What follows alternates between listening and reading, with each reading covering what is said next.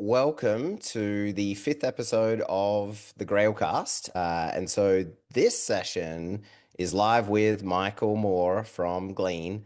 We're actually just talking that, surprised we haven't had Michael on the show before. Very excited for this session. Been following Michael's work for quite some time. And I think Glean is really working on some very exciting things, particularly as it relates to governance, AI, knowledge work. And so this topic has been asked for by a number of folks in our community. And so, thrilled to kick things off. Just a bit of background on myself and DataGrail. So Daniel Barber, co-founder and CEO of DataGrail. DataGrail is the complete agentic data privacy platform for global brands like Major League Soccer, Dexcom, and Restoration Hardware. So I won't even try to do your bio, Michael. I'll kick it over to you. Would love to, hear a little bit about how we got to today and, the learnings you've seen along the way to getting to this point. Absolutely. Thank you very much, Daniel. My name is Michael Moore. I head up legal, privacy, and AI governance at Glean Technologies. We're a workplace search and AI company. We make it easy to find and use all of your data with AI. Lovely, lovely. As I said, I think you are in such a unique position given what Glean does to just really understand what the future of work looks like. And so this topic, I think even at DataGrail, we are looking at how we evaluate the future of work as well. And so I think to kickstart us in that direction, I would love to focus on just what is AI plus sort of enterprise knowledge, like unlocking data without losing control. I think this is a topic that many are trying to figure out. And I'm sure you've seen with folks before they come onto the Glean platform, how they're trying to tackle this, and then perhaps some areas that you've seen improve as a result of leveraging Glean. And so I guess I'm just curious, what happens when AI systems are given access to sort of all the internal company knowledge across a business? What have you seen there? That's a great question, Daniel. I have many customer discussions on this topic. So I speak to everything from Fortune 20 to Global 2000. I speak to customers in the US, in Europe, Australia, APAC, and other areas. And they all have similar concerns, which is how do I make sure that the data that my people are accessing is grounded in trust and in permissions and control and human accountability? And the last piece actually is very important. Enterprise data is by nature confidential data.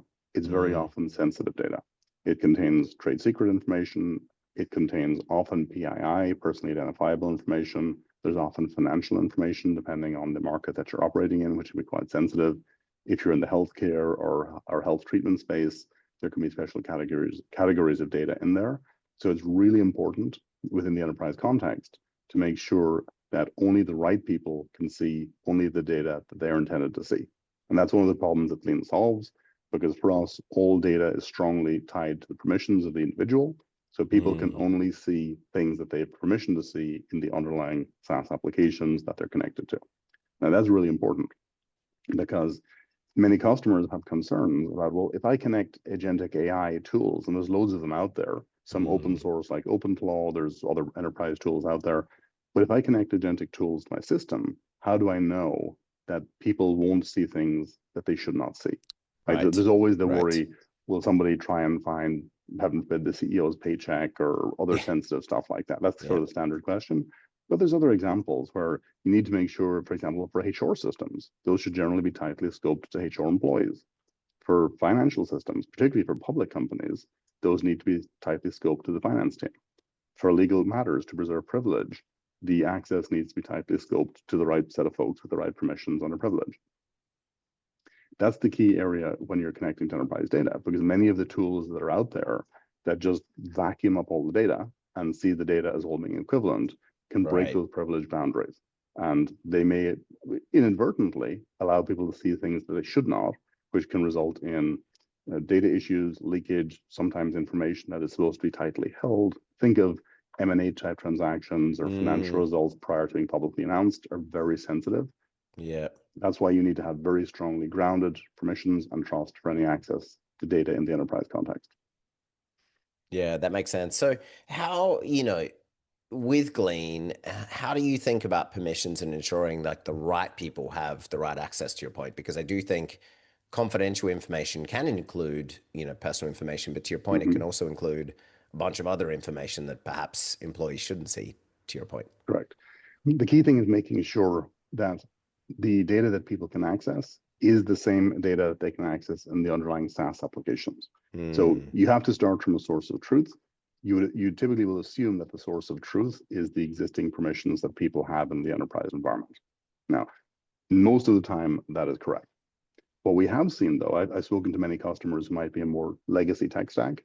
So if people are running on a legacy tech stack that might be in existence 10, 15, 20 years, very often you find that employees have come into the company, they've left the company, their permissions weren't closed down, there might still be service mm, accounts floating open. And those are all risk vectors for data access. They're actually also all security risks too, because if a bad actor got in, they could right. lateral across using some of those particular open accounts or general access accounts.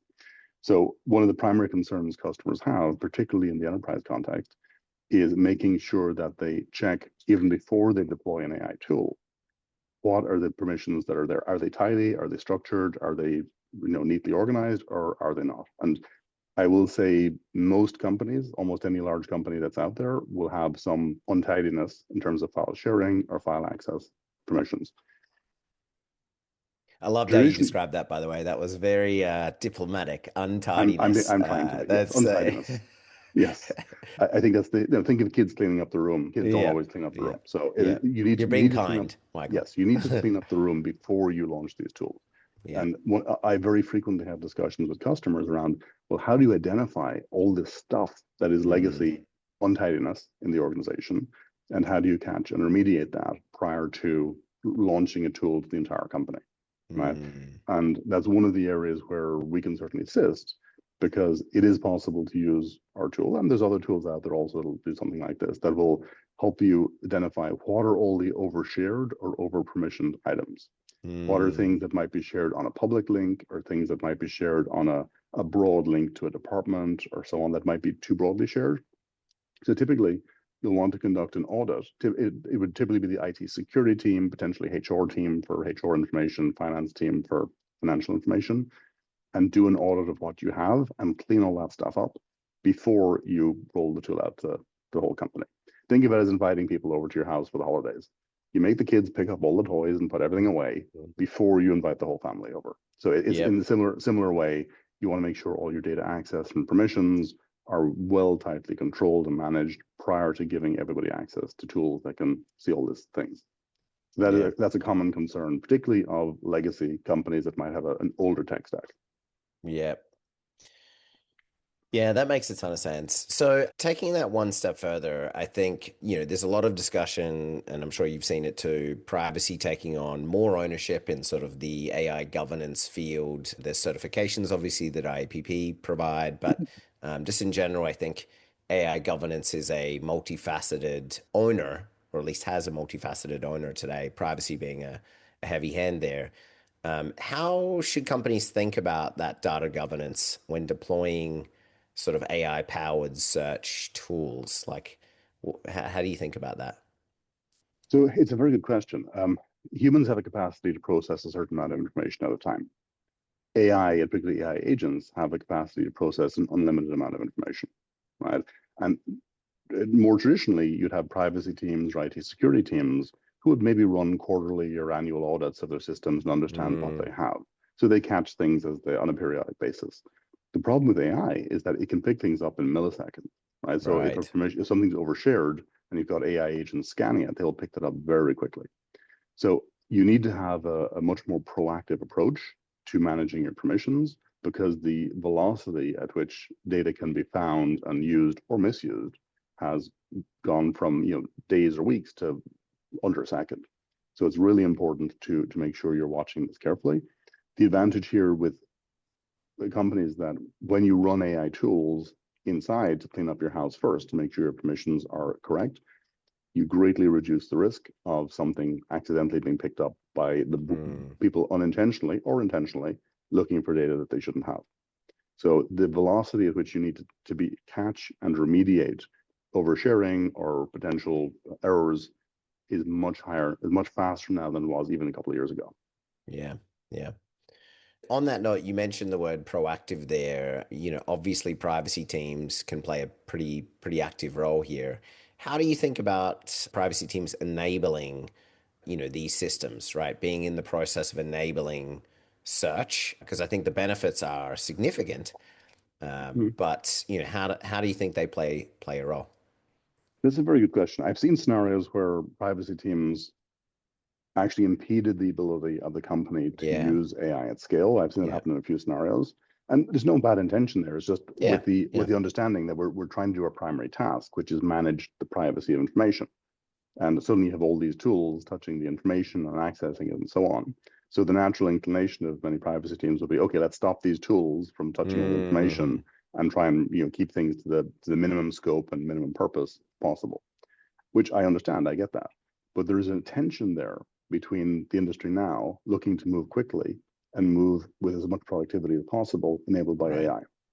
So you have often the IT teams or the digital transformation teams in enterprises pushing, like, let's transform because our competitors are moving faster. And that is a very valid and very real concern. Versus sometimes privacy teams and security teams as well, who will say, no, no, no, slow down, where we can't let the data be used in this tool for this purpose. And there is a tension there that needs to be resolved. What I've found works well to resolve the tension is to have all the stakeholders in the room. So, for example, you can Mm, set up an AI governance committee that has input from legal, has input from your privacy team, has input from your security team, potentially your HR team or finance that touches their data, and make sure the right stakeholders are in the room together.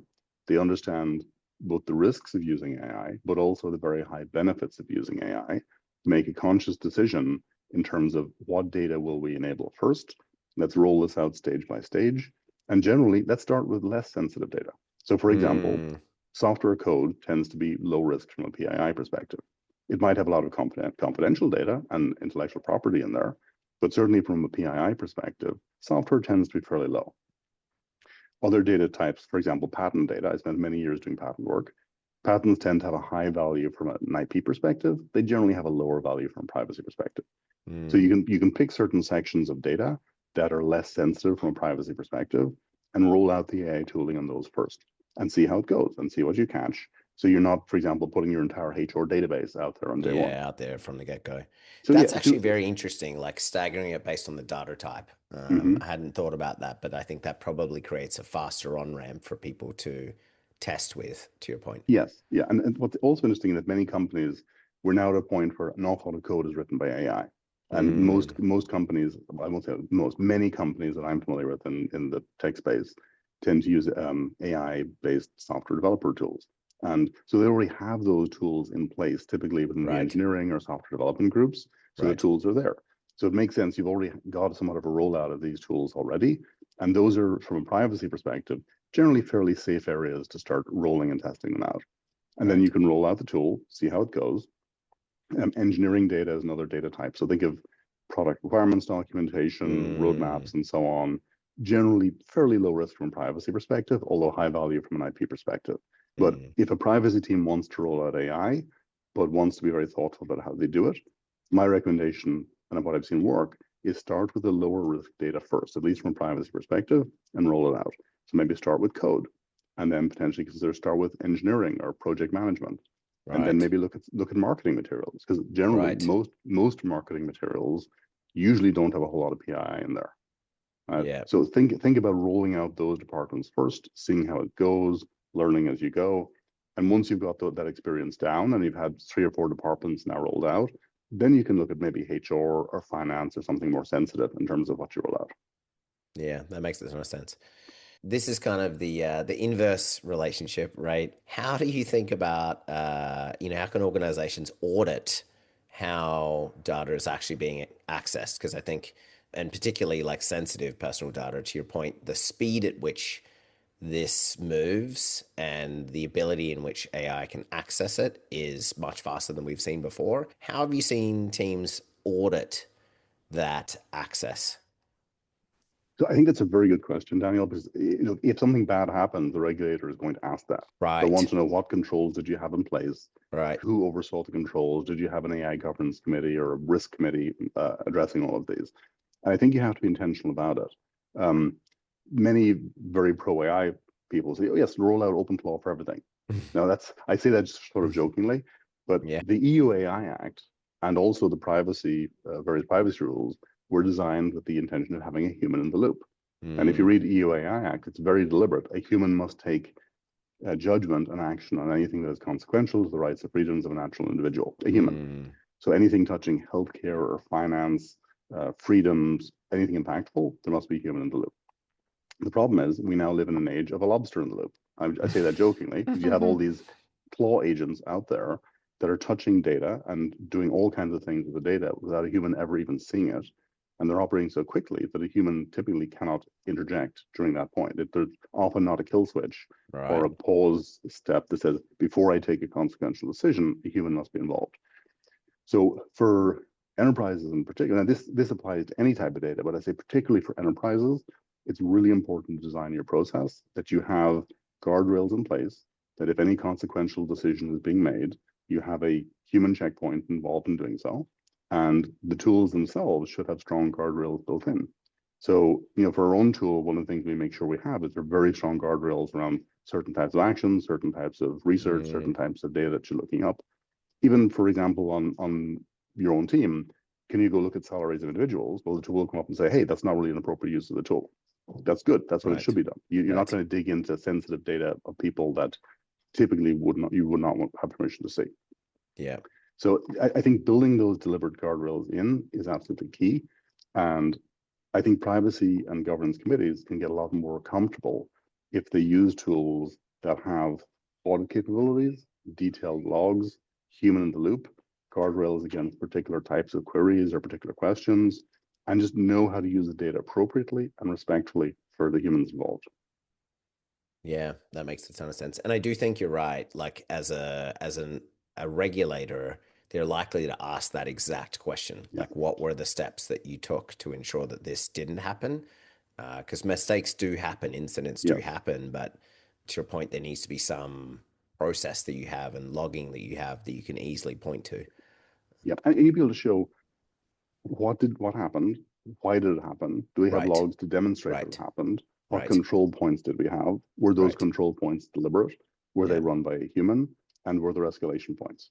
And yes. just having that deliberate process built goes a long way. I mean, look, even if something happens, and many very large, very sophisticated companies out there have had data incidents, but I think the key thing is showing you have the right process, the right Mm, governance, the right people at the right level making the decisions, and the right escalation paths. yeah. Great. So, last area, so future of work. And this is one where I'm actually genuinely curious about your perspective on our first question here, because we are rolling out something similar internally at DataGrail. And I think there's across most organizations, and the larger you go, the more difficult this becomes. Context, everyone having the same context as a knowledge worker and access to the same context is challenging, right? Especially Mm, because you might have a product team or a marketing team or a customer support team, all with different understandings of, yeah. of information in a business. How do you think AI will change how employees interact with that company knowledge day to day? And again, I'm really curious because it's a thing we're tackling at DataGrail right now. So look, the AI is a piece of software, and there's no old expression in software going back to probably the 70s or 60s that software is garbage in, garbage out. Right? If you put bad Mm, data into the software, you'll get bad data out of the software. And AI is equally true. But the difference is context is what's value to AI. If you mm, provide the right context for the data, so it knows what is the correct data to look at, is it the most recent? Is it the freshest? Is it the most authoritative? That is really important. I use an analogy sometimes. It's like baking bread, right, or baking a cake. You want to use the highest quality ingredients you can to start with before you even start baking. Context is the same. You want to use the mm, highest quality data and context to put into the AI tool before you even start running it. If you just take a bunch of loose garbage data and shove it into an AI tool, you're very likely to get garbage out. If you mm, provide very curated, very high context data in, and that's what we do, and give something that's highly relevant to the individual running the search or running the tool, you're much more likely to get a high quality output. So think of it as high context, high quality data in, plus good prompt or good agent, generally will give you a very high quality output. Loose context in and loose prompting will give you typically not a great output and more likely to have hallucinations. I think the key thing with AI is a human is responsible for the output. So you must always review the output. But what I've seen from my own usage of many tools across many platforms, I use every tool out there. I test them all very hard.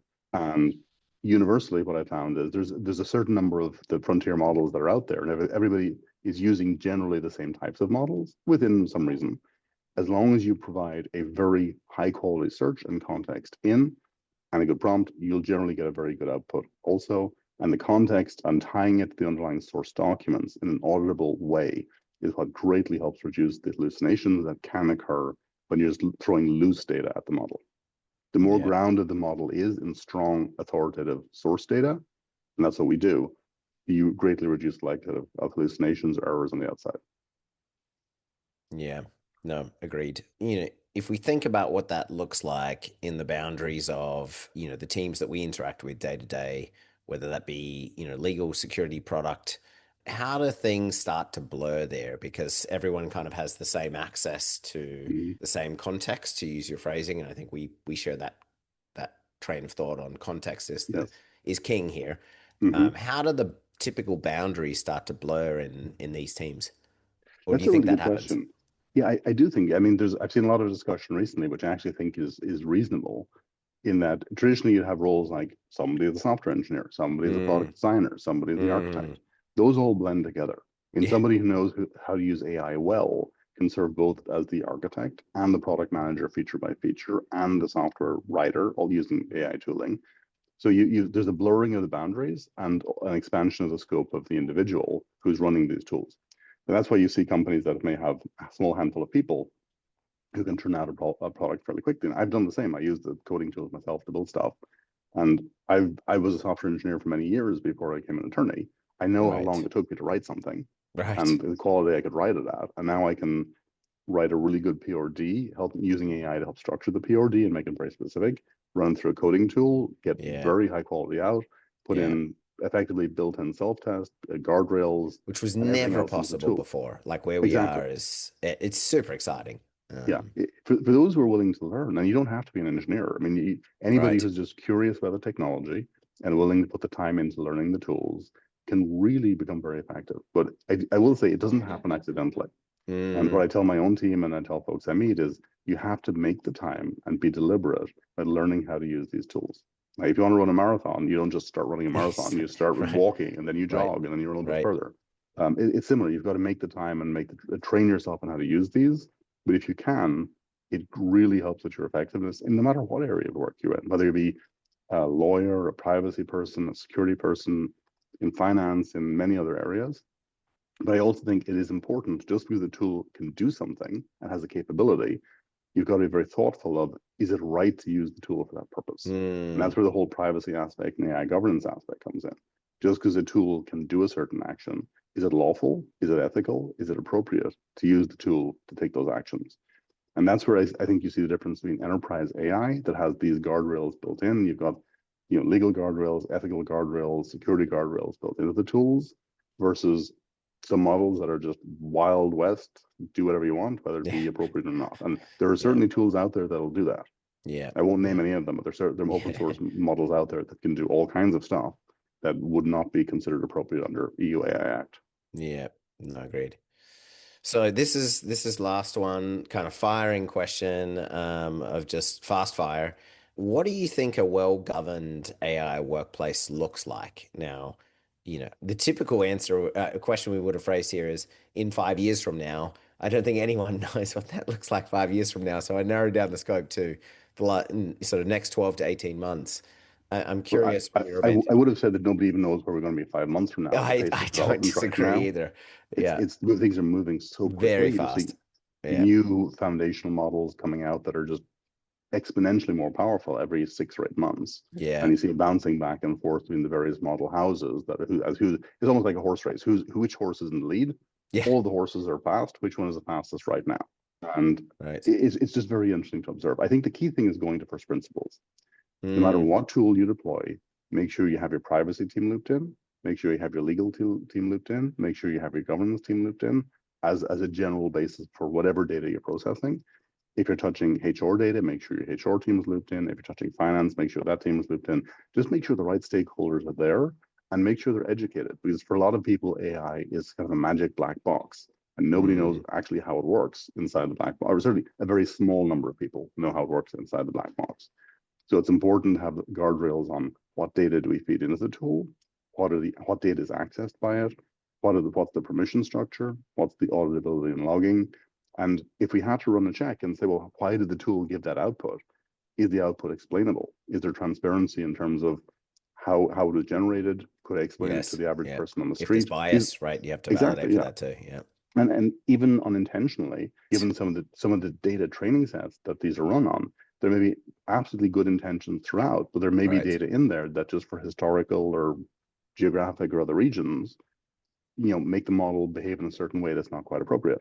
So I think it's really important to audit your actions, audit your models, make sure you know what's going on. And also, I would say be aware of the vendors the models are coming from. Right? I mean, I speak to a Mm, lot of enterprise customers who won't use certain models for certain reasons. I won't go into that here, but I understand why. And mm, they will insist on having models from the well-known reputable model houses because they have strong privacy, security, governance, and they have accountability under law and financial accountability if it goes wrong. mm, Almost anybody, I won't say almost anybody, but a lot, it's not that hard to build a model. mm. But if you build models that don't have that guardrails built in and don't have the accountability tied to it, there's more likelihood of something going wrong. Yeah. Yeah. That makes a I, ton of I sense. think of the analogy. If you're redoing your house, you want to pick a reputable contractor who has bonded and insured with a good reputation and a good history. You don't want to find the first guy walking down the street with a hammer and nails. I So like that analogy. similarly, use good models that have a good reputation and are well grounded in governance. Yeah. This was a lot of fun, Michael. I definitely, Thank you. to your point, look forward to meeting you somewhere in an event in San Francisco across the country. Absolutely. But yeah, hopefully, folks have enjoyed the session. We run these about every 4 weeks, and so really appreciate you spending time with us today, Michael. And yeah, like I said, hopefully, folks enjoyed it as much as I did. And thank you again. And we'll see everyone in about 4 weeks for the next session. Thank you. And I'll say one thing, I publish and I write on this quite a bit. People who follow me on LinkedIn will see a lot of my publications and articles there. I tend to be fairly Lovely. vocal on the topic. So please read there, Please do. enjoy, see what's helpful to you. Love it. And thank Great. you, Daniel. It's a great discussion. Indeed. Great to see you, Thank you. Michael. Bye Okay. bye. See you, folks.